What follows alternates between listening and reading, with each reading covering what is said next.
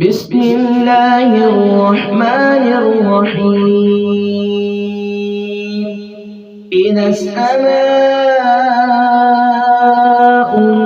انشقت وأذنت لربها وحقت وإذا الأرض مدت وألقت ما فيها وتخلت وأذنت لربها وحقت يا أيها الإنسان إنك كادح إلى ربك كدحا فملاقيه فأما من أوتي كتابه بيمينه فسوف يحاسب حسابا يسيرا وينقلب إلى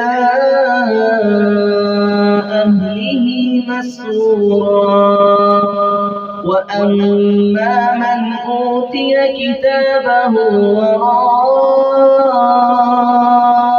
ظهره فسوف يدعو ثبورا ويصلى سعيرا إنه كان في أهله مسرورا إنه ظن أن لن يحور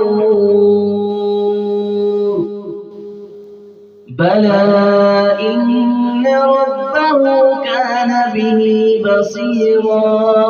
فلا أقسم بالشفق والليل وما وسق والقمر إذا اتسق لتركبن طبقا عن طبق فما لهم لا يؤمنون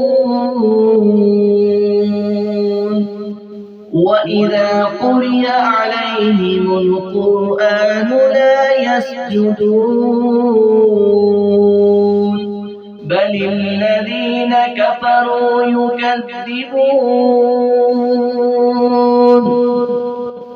والله أعلم بما يوعون فبشرهم بعذاب أليم إلا الذين آمنوا